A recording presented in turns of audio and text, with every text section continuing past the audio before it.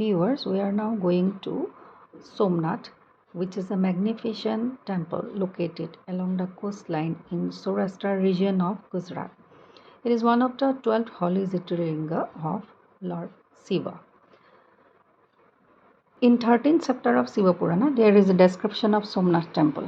The temple was reconstructed many times for repeated destruction by Muhammad Ghazni.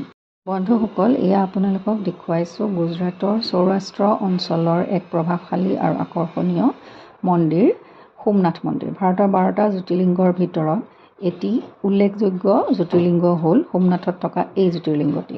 শিৱপুৰাণৰ 13 number অংশটো এই সোমনাথ মন্দিৰৰ বিষয়ে উল্লেখ আছে। এই মন্দিৰ কেইবাবাৰো ধ্বংসপ্ৰাপ্ত হৈছিল আৰু নতুনকৈ বনোৱা হৈছিলে, কাৰণ মহম্মদ গজনীয়ে কেইবাবাৰো ইয়াক ধ্বংস কৰিছিল। ধন্যবাদ, নমস্কাৰ। Thank you for joining with us.